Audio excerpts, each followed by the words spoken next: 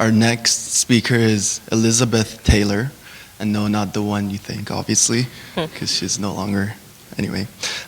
So Elizabeth attended St. Marcellinus Secondary School in Mississauga, Ontario.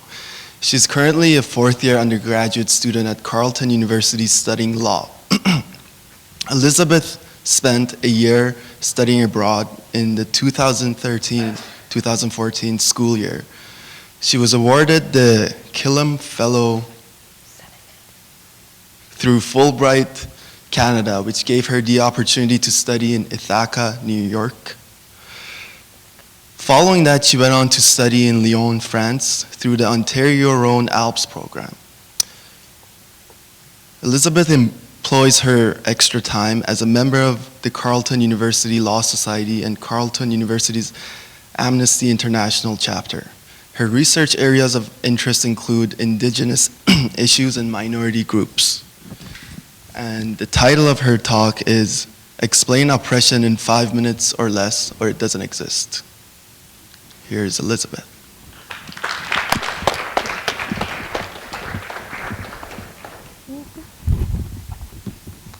Afternoon.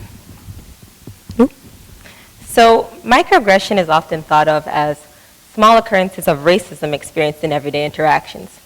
However, microaggression can also affect people on the basis of gender, sexuality, sexual orientation, and ability. Microaggression can be intentional or unintentional instances of oppression. These interactions are often casual but shocking in nature. These experiences remind marginalized people that they don't fit into the larger group of society and that they're of lesser status. Today I'd like to describe what microaggression can look like and how we can react to these interactions. So I'd like to note the role of intersectionality and of the role that it plays in microaggression. As a Black woman, I don't experience sexism and racism separately. The crossing of my two identities impact my social interactions. The inherited biases that apply to Black women oftentimes inform my interactions with other people. So for example, some people may have the idea that Black women are very loud. So a Black student studying in the library next to a group of other students making noise may be told to be quiet even if she wasn't participating in the conversation. Much like the experiences of Aboriginal women are different from that of Aboriginal men, and the experiences of a homosexual woman are different from that of a homosexual man. These subtle or not so subtle instances of microaggression reinforce the privileges that exist today in our society. A common example of this that I encounter is when I meet someone new and I say that I'm from Mississauga. And, they ask where I'm from and I say I'm from Mississauga. And usually they'll respond something like, oh, that's nice, but where are you really from? And sometimes I'll repeat Mississauga. But they'll ask, where are your parents from? And the message that I get from this and other people like me get from this is, given the way that I look or certain perceptions about me, I don't fit into the larger group that is Canadian. So many of these instances happen with your friends, your coworkers, neighbors, or in other social settings. Much of these people are well-intentioned but have inherited oppressive biases that inform their interactions. Another example of this I have received is, we don't act Black. The message here is that all Black people act the same way or should act the same way. These types of interactions make social environments feel very uncomfortable and often unsafe for marginalized people, particularly since many of these interactions occur with someone that the person is familiar with. At times when someone finds themselves in one of these kinds of interactions, they may try to tell the person that what they've just said is offensive, at which point the aggressor may accept this, or they may become defensive and demand that the victim explain why the aggression was wrong. This occurrence is what my friends and I like to call explain microaggression in 5 minutes or less, or it doesn't exist. In these instances, the aggressor will usually want the fastest, simplest explanation for the aggression. And if the person is not able to give the answer quickly and in a convincing way, then the aggressor will decide that they were indeed correct. There was one occasion when a friend of mine referring to someone else said, he's really good looking for an Asian guy. And I said, that's actually really offensive. She then demanded I explain why it was offensive. So I said, well, you know, when you say this kind of thing, what you're implying is that all Asian men are inherently unattractive and that this one individual is an exception to the rule.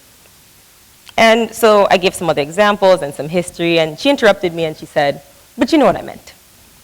And in this situation, the problem was dismissed even after I had given the explanation. So this kind of interaction becomes even more complicated if the person is unable to explain in an effective way something that's really complicated in a really short amount of time. So in that kind of situation, the person will often be dismissed and they'll have to sit with the uncomfortableness of the situation. In school and workplace settings particularly, this can cause a lot of distress. Being forced to explain why an aggression was wrong or not being given the opportunity to explain furthers the oppression. Being forced to explain to an aggressor why their action was wrong puts the burden on the victim to stay informed about an issue and be willing to teach it to other people. Not allowing the person to explain when they offer dismisses the issue and as trivial and reinforces the aggressor's privilege. With those aspects in mind, I can offer two ways to respond to microaggression if you're on the receiving end. The first way is to ignore the comment and if possible, walk away.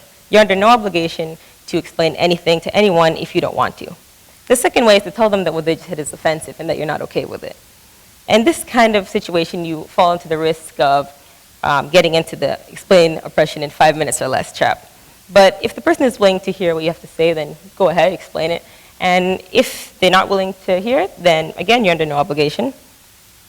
Being told that what you've just said is offensive can be difficult to hear. But if you find yourself in that situation, a good way to react is to listen to what the other person is saying. Realize and be open to some ideas you've never heard of before or never thought about. Also, don't demand that the person explain it to you.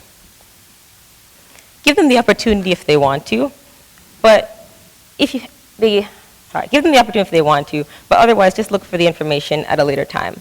Sometimes the person doesn't have the ability to explain something complex in a short amount of time, but that doesn't mean that their complaint is invalid. I hope that in sharing this, I have shown the frustration that receivers of microaggression can face. Having to explain microaggression on a regular basis can be really exhausting for the receivers. And by breaking down some of these barriers, I hope that we can work together to creating better understanding in our communities. Thank you.